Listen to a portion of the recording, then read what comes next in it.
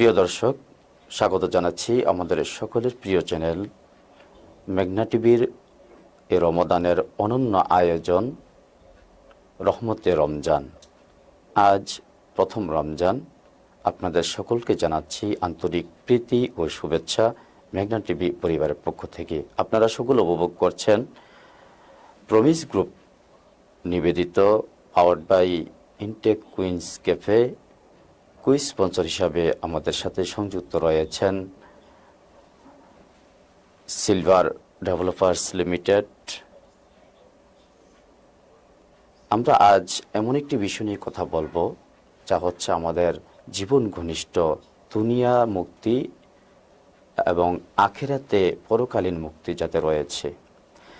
তো সে বিষয়টি হচ্ছে আমাদের এই আল্লাহ রাব্বুল আলামিন রমজানের রোজা ফরজ করেছেন, এই বিষয় নিয়ে কথা। তো আমরা আমাদের মাঝে একজন অতিথিকে আমন্ত্রিত করেছি, যিনি হচ্ছেন একবারিয়া আলিম মাদ্রাসার সম্মানিত সহকারী অধ্যাপক, ঠাকুরপাড়া বড় মসজিদের সম্মানিত খতিব, মিডিয়ার ব্যক্তিত্ব, বিশিষ্ট আলেম দ্বীন হযরত মাওলানা মুফতি হাবিবুর রহমান আল ফরিদি মহোদয়কে আমরা বরণ করে নিচ্ছি ইনশাআল্লাহ তাআলা। আসসালামু আলাইকুম ওয়া রাহমাতুল্লাহ। ওয়া আলাইকুম আসসালাম ওয়া রাহমাতুল্লাহ। জি মোহতারাম, আপনি কেমন আছেন? আলহামদুলিল্লাহ, ভালো আছি। আপনি ভালো আছেন? আলহামদুলিল্লাহ, আমিও ভালো আছি। আল্লাহর দরবারে শুকরিয়া করছি যে আল্লাহ আমাদেরকে ভালো রেখেছেন।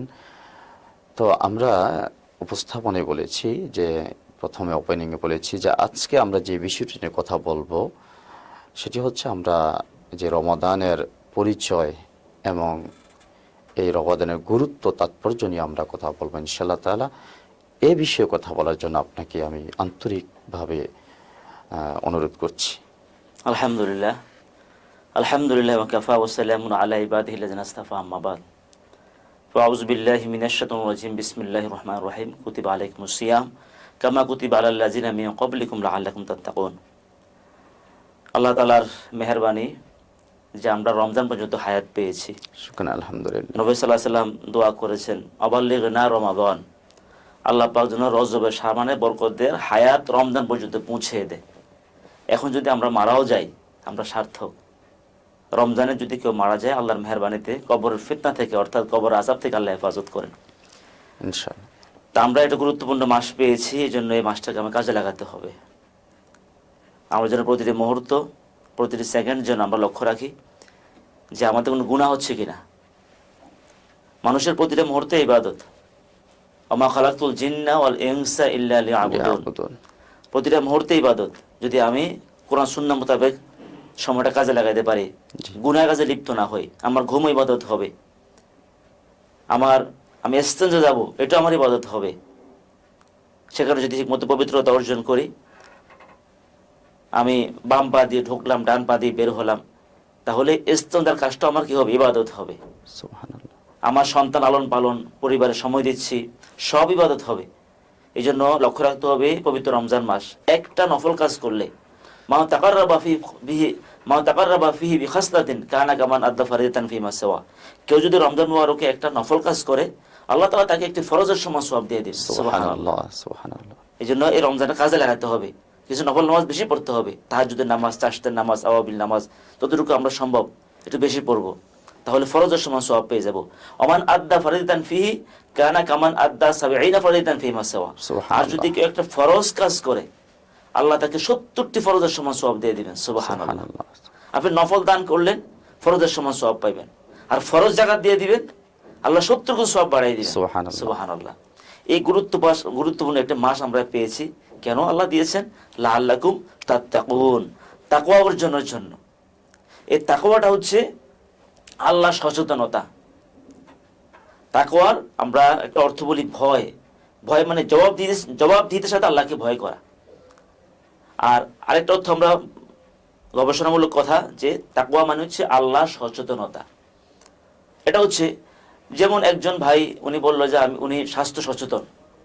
তার মানে কি? স্বাস্থ্যের ব্যাপারে কোন খাবারটা উপযোগী, কোনটা ক্ষতিকর, কিভাবে ব্যায়াম করলে, কিভাবে হাঁটাহুটি করলে, কিভাবে কখন ঘুমাইলে তার স্বাস্থ্যের জন্য ভালো হবে, ডিটেলস তার স্বাস্থ্য ব্যাপারে তার জ্ঞান আছে। জ্ঞান থাকলে হবে না, এবং ওই মোতাবেক সে চলতে হবে। তাহলে লোকটাকে আমরা কি বলি? স্বাস্থ্য সচেতন। স্বাস্থ্যের ব্যাপারে জ্ঞান আছে, দেখা যায় সে মেডিকেল সায়েন্সে লেখাপড়া করেছে, সে ধূমপান করে, তাহলে বুঝে গেল তার জ্ঞানের সাথে তার কাজে কি নেই, মিল নেই। এই জন্য জ্ঞান অনুযায়ী চলতে হবে। ওই লোকটাকে আমরা কি বলি, স্বাস্থ্য সচেতন বলি। সচেতন। স্বাস্থ্য ব্যাপারে জ্ঞান রাখি, ওই মোতাবেক সে জীবন পরিচালনা করে। ঠিক তদ্রুপ আল্লাহ সচেতন হলো ওই ব্যক্তি যিনি কোরআন সুন্নাহর জ্ঞান রাখে এবং কোরআন সুন্নাহ অনুযায়ী তার 24টা ঘন্টা তার ব্যক্তি, পরিবার, সমাজ, রাষ্ট্র যেখানে সে কাজে আছে কোরআন সুন্নাহকে অনুসরণ করে চলে। ওই লোকটা হচ্ছে সচেতন। সে হচ্ছে আপনার আল্লাহ সচেতন। সে কি আল্লাহ সচেতন, মানে আল্লাহ বিধিবিধান, আল্লাহ এবং আল্লাহ রাসূলের মাধ্যমে আল্লাহ যে বিধিবিধান দিয়েছেন ওই বিধিবিধান সে জানে, সেই মোতাবেক সে চলে। ওই লোকটাকে আমরা বলি আল্লাহ সচেতন। এর তাকওয়ার অর্থ হচ্ছে আল্লাহ সচেতন। এই জন্য আমাদেরকে এই রমজান মাসটাকে পরিপূর্ণভাবে আমরা যেন আল্লাহ সচেতন হতে পারি, ওইদিকে আমাদের মনোনিবেশ করতে হবে। জি, ইনশাআল্লাহ তাআলা আমরা আরো কিছু শুনবো আপনার থেকে, যে রমজানুল মুবারকে আমরা সচেতনতা শিখলাম। তো আমরা এমন কি কি আমল করতে পারি আরো এর সাথে সাথে আমরা, এবং এ বিষয়ে আরো কিছু আমাদের জানার বিষয় আছে, যেমন সাহারি খাওয়া, ইফতারি গ্রহণ করা, মানে রোজা ভাঙ্গা। তো এই বিষয়টা কেমন একটা বিষয় যে রোজা ভাঙ্গা, আমরা রোজা আবার ভাঙ্গি। তো এই বিষয় নিয়ে আমরা একটু কথা শুনবো ইনশাআল্লাহ তাআলা। প্রথমে শুনবো সাহারি, তারপরে শুনবো ইফতার। যেমন আল্লাহ রাসূল বলেছেন, লিস-সাইমি ফারহাতুন ইনদা ফিতরিহি ওয়া ফারহাতুন ইনদা লিকাই রাব্বিহি।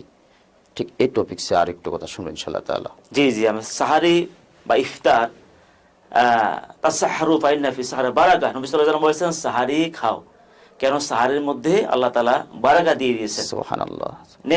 নেহমা সাহর হচ্ছে আত্তামার, নবী বলেছেন উত্তম সাহারি হচ্ছে খেজুর। এই জন্য আমরা সাহারি আমরা খাবো, বিনা কারণে সাহারি ত্যাগ করবো না আমরা। যদি প্রয়োজনে আমাদের খাবারের চাহিদা নাও থাকে ভোর রাত্রে, প্রয়োজনে 1 গ্লাস পানি পান করব, 1 গ্লাস দুধ পান করব, অথবা একটা খেজুর খাবো, যেহেতু উত্তম সাহারি খাওয়ার উত্তম। একটা খেজুর খেলেও আমার সাহারির বরকতরা হয়ে যাবে। এই সাহারি থেকে যেন আমরা নিজেকে দূরে না রাখি। শব্দটা সাহারি, অনেকে সেহারি বলে, সেহারি এটা জাদু থেকে আসছে, এটা শব্দ সাহারি হবে, রাতের যে খাবারটা আমরা যে খাবার সেহরি না বলে সাহারি বলবো। যেমন এই একটা বিষয় আমরা শিখলাম যে সিহরুন অর্থ হচ্ছে জাদু, হ্যাঁ, এই সমস্ত জিনিস। তাহলে সাহারুন আমরা সাহারি বলবো। জি, সাহারি আমরা খাবো। কেউ যদি ভুলে খেতে না পারে, সাহারি যদি ভুলে খেতে পারলো না, সে কিন্তু সারাদিন রোজা রাখতে হবে, মানে রোজা ছাড়া যাবে না। সাহারি খাওয়াটা বারাকা। কোনো কারণে খেতে না পারলে, মানে ঘুমিয়েছিল অথবা উঠতে পারে নাই, মানে রোজা রাখতে হবে, সময় পাই নাই, এমন একটা যে কোনো একটা মানে শরীয় ওজোর থাক, রোজা ওনাকে রাখতে হবে, ওজোর ছাড়া যাবে না, না রোজা রাখতে হবে। আর যদি কেউ সাহারির সময় আছে মনে করে খেয়ে ফেললো, পরে দেখে গেল ফজরের সময় হয়ে গেছে, জি শুভ সাদিক হয়ে গেছে, তখন রোজা রাখবে উনি, কিন্তু আরেকটা রোজা ওনাকে রাখতে হবে। আচ্ছা, মানে কেউ আবার শুনবো এই কথাটা। একজন লোক সাহারি খেয়ে ফেললো, এমন সময় খেয়েছে ফজরের সময় হয়ে গেছে, আচ্ছা, তার মনের অজান্তে যে কোনো কারণে ভুলে হোক, এখন যদি সাহারির সময় চলে যাওয়ার পরে কেউ সাহারি খায়, তাহলে তাকে আরেকটা রোজা রাখতে হবে। এই রোজাটা রাখবে, এই রোজাটা ভাঙবে না। পাশাপাশি এই আজকের এই সারাদিনের রোজাটা সে থাকবে, জি, কিন্তু পরবর্তীতে আবার সে এই রমজান চলে গেলে আরেকটি রোজা রাখবে, মানে এর কাজা করবে কিন্তু কাফারা হবে না। জি জি, শুনছিলাম যে এরপরে আরেকটি বিষয়ে জানবো যে সাহারি কখন খাওয়া উত্তম। সাহারি, এটা সাহারির সময়টা আছে, শেষ ভাগে খাওয়াটা উত্তম। কেউ যদি আগে খেয়ে ফেলে, কেউ সাহারি আগে খেয়ে ফেললো, প্রথম ভাগে খেয়ে ফেললো, পরে তো ফজর ফরিসে শুইবে, এর আগে দিয়ে সাহারির শেষ ভাগে অন্য কিছু পান করলো, 1 কাপ চা পান করলো অথবা দুধ পান করলো, এই জন্য সাহারির শেষ ভাগে খাওয়া উত্তম। শেষ ভাগ যদি আগে কেউ খেয়ে ফেলে, শেষ ভাগে সে অন্য কিছু পান করলো বা কিছু খেলো, তাহলে সে ওই বরকত হয়ে যাবে। এবার যাব ইফতার। ইফতার আমরা দিয়ে আজকের পর্ব শেষ করব ইনশাআল্লাহ। জি, ইফতার সর্বপ্রথমে শুনবো যে ইফতারের ফজিলত। জি জি, ইফতার আসলে এটা সবচেয়ে বড় যে নিয়ামত হচ্ছে যে বান্দার যে আনন্দ, একটা হচ্ছে যে লিকায়ে রব্বি, আল্লাহর সাথে সাক্ষাৎ একটা আনন্দ, আর হচ্ছে ইফতারের সময় আনন্দটা। কারণ সারাদিন সে না খেয়ে আছে, সারাদিন না খেয়েছে, কারো ভয়ে না, একমাত্র আল্লাহর ভয়ে। আল্লাহর ভয়ে। যিনি রোজা রাখলো, আপনি মনে রাখবেন সব আমল মানুষকে দেখানো যায়, একটা মাত্র আমল আল্লাহ ছাড়া কেউ কাউকে দেখে না। দেখানো যায় না। কারণ আমি কি রোজা আছি না আছি কেউ বুঝবে না, আল্লাহ জানবে। আমি যদি বাথরুমে গিয়ে ট্যাপ থেকে পানি পান করে ফেলি, আমার স্ত্রীও দেখবে না। তাহলে রোজা এমন একটা আমল, এটা আল্লাহ ছাড়া এর কেউ দেখে না। এই জন্য নবী সাল্লাল্লাহু আলাইহি সাল্লাম হাদিসে কুদসিতে বলেছে, আল্লাহ নিজ হাতে তার প্রতিদানটা দিবেন। সুবহানাল্লাহ। আবার অন্য হাদিসে আছে যে আল্লাহ নিজেই তার হয়ে যাবেন। জি, এই যে রোজার যে ইফতারের সময়টা, এই জন্য নবী সাল্লাল্লাহু আলাইহি সাল্লাম বলেছেন দ্রুত, মানে ইফতারের সময় হয়েছে, মানুষ মাজাল ফিতর হাদিসে আসছে, যতক্ষণ আমার উম্মত যথাসময় ইফতার করবে ততক্ষণ সে বরকতপূর্ণ হবে। আর যখন এখানে একটি বিষয় আমরা যেমন ইফতারি, আপনি বললেন যে যত দ্রুত সম্ভব ইফতারি করা এটা উত্তম, এটা সুন্নাহ। জি জি। তো আল্লাহ রাসূলের একটা সুন্নাহকে আঁকড়িয়ে ধরলে এই জামানায়, বর্তমান জামানায়, যে 100 গলা কাটা শহীদের মতো সব ওহুদ, বদর, খন্দক, এই সমস্ত যুদ্ধে, তো এই যে সুন্নাহটা আমরা হাদিসেও পাই, আপনিও বললেন যে ইফতার যত তাড়াতাড়ি করবে, রোজা যত ভাঙবে, অর্থাৎ ইফতারের সময় হলে। কিন্তু এই বিষয় নিয়ে আমাদের একটু জানার আছে। সে বিষয়টা হচ্ছে বিশেষ করে মা বোনেরা এই কাজটা করেন যে আমাদের মসজিদের মাইকে যদি মুয়াজ্জিন সাহেব আজান না দেন, ওনারা ইফতার করেন না। এটা কোনো এমন তাদের খারাপ বিষয় নয়, কিন্তু তাদেরটা হচ্ছে একটা আত্মবিশ্বাস যে আজানের সময় হলে, ইফতারের সময় হলে মাইকে আজান দেবে। কিন্তু মাইক তো এমন হতে পারে মসজিদের গড়িও 2-3 মিনিট আগে পর হতে পারে। আবার এটাও হতে পারে উনি ইফতার করে আজান দিতে পারেন ইফতারের সময় হলে। আবার এটাও হতে পারে বৈদ্যুতিক অথবা দুর্যোগ নিয়ে থাকতে পারে। তাহলে এখন তো সেকেলে নয়, এখন তো আধুনিক। যে এই আধুনিকের যুগে এখন যে রাসূল সাল্লাল্লাহু আলাইহি সাল্লাম 1450-1500 বছর পূর্বে এই কথা বলে গিয়েছেন যে যত তাড়াতাড়ি ইফতার করা যাবে, এই বিষয়ে ছোট্ট করে কিছু ইনশাআল্লাহ পরে শেষ করব। সময়টা হওয়ার সাথে সাথেই ইফতার করাটা আল্লাহর বিধান। সময় শেষ, ইফতার করে ফেলবে। এখন বিনা কারণে দেরি করাটা অন্যায়। এই জন্য এখন তো মোবাইলে সময় আছে, ঘড়ি আছে, বিভিন্ন মাধ্যম তো আছে আমাদের। এই জন্য মা বোনরাও সচেতন হতে হবে যে বিনা কারণের জন্য দেরিতে ইফতার না করে। মসজিদে অনেক সময় দেখা যায় ওনারা ইফতার করে আজান দেয়, ওটার দিকে না তাকানো, সময় হয়েছে ইফতার করে ফেলবে, এটাই বেটার। আর যারা মসজিদে আজান দেয় ওনারও কর্তব্য, যেহেতু অনেক মা বোনরা, যে এখানে আরেকটু বিষয় বলবেন যে যেহেতু মা বোনরা বিশেষ করে মসজিদের দিকে তাদের মনটা যখন থাকে, মিনারের দিকে যে আজান আসছে কিনা, আমি অবলোকন করেছি যে ইফতার সময় হয়ে গেছে, 1 মিনিট 2 মিনিট পার হয়ে গেছে, কিন্তু মসজিদ থেকে আজান আসছে না, মা বোনরা ইফতার করছে না। তো ইমাম এবং মুয়াজ্জিন শুধু তাই নয়, এবং যেহেতু আমাদের মসজিদ পরিচালনা কমিটি রয়েছে, ওনাদেরও এইভাবে দায়িত্ব রয়েছে। এই বিষয়ে একটু কথা শুনে আমরা শেষ করব। যেহেতু মা বোনরা সাধারণত ওনারা পাকশাকে বা ইফতার তৈরিতে ব্যস্ত থাকে, এই জন্য আজানটা শুনে ওনারা তার টার্গেট নিয়ে আমি ইফতার করবো, হয়তো ঘরের দিকে তাকানোর হয়তো সুযোগ পাচ্ছে না ব্যস্ততার কারণে। এই জন্য মসজিদ কমিটি বা মসজিদের মুয়াজ্জিন ইমাম ওনাদের কর্তব্য যথাসময়ের জন্য আজানটা দেওয়া হয় অথবা সময়টা বলে দেয়, তখন আশেপাশের লোকজন ইফতার করতে সহজ হয়। আর আমরা একটা কথা মনে রাখতে হবে, সাহারি এবং ইফতার যেটাই খাবো পরিমিত খেতে হবে। নবী সাল্লাল্লাহু আলাইহি ওয়াসাল্লাম বলেছেন পেটটাকে 3টা ভাগ করো, 1 ভাগ খাবার, আরেক ভাগ পানি, আরেক ভাগ খালি থাকবে। এটা আজিমত। যদি এভাবে কেউ খাবার দাবার গ্রহণ করে সে অসুস্থ হবে না। একবার মিশর থেকে মেডিকেল টিম আসছে মদিনায় ফ্রি চিকিৎসা দেওয়ার জন্য, মেডিসিন নিয়ে আসছে, রুগী তেমন পারছে না। জিজ্ঞেস করলো তোমার দেশে রুগী নাই? বলছে না। রাষ্ট্রপ্রধান কে? বলছে মুহাম্মদ সাল্লাল্লাহু আলাইহি ওয়াসাল্লাম। নবী সাল্লাল্লাহু আলাইহি ওয়াসাল্লাম রাষ্ট্রপ্রধান ছিলেন, নবুয়তের শ্রেষ্ঠ নবী ছিলেন। তো নবী সাল্লাল্লাহু আলাইহি ওয়াসাল্লামের কাছে গেলেন, আপনাকে দেশের রাষ্ট্রপ্রধান? বলে হ্যাঁ। কোনো সাহস দেখছে না, স্বাভাবিক বসা আছে।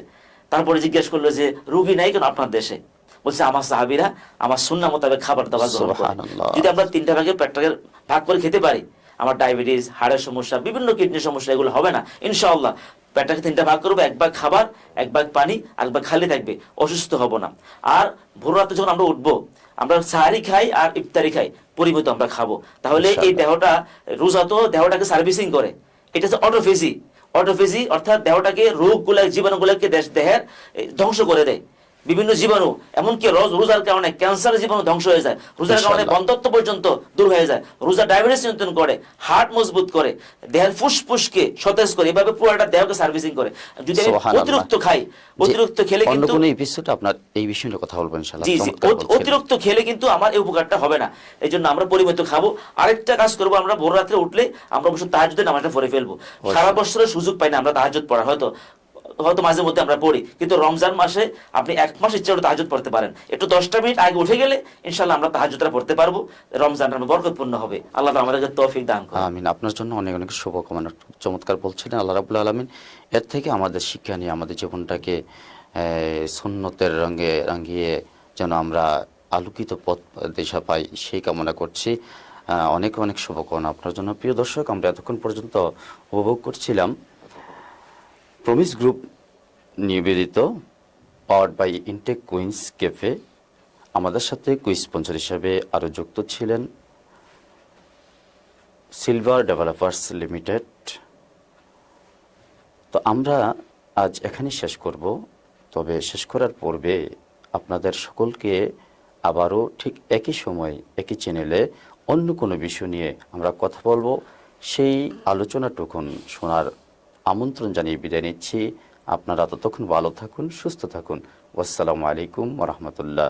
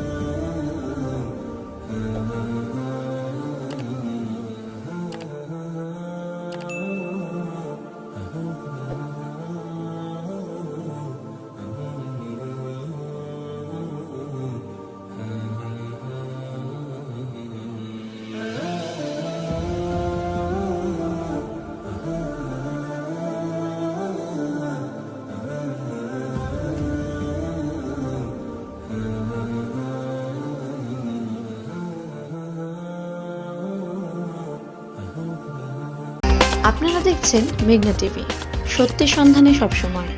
এছাড়া দেশ বিদেশের নিত্য নতুন খবর জানতে মেঘনা টিভির ফেসবুক পেজ facebook+meghnaTV.bd তে লাইক দিয়ে আমাদের সাথেই থাকুন।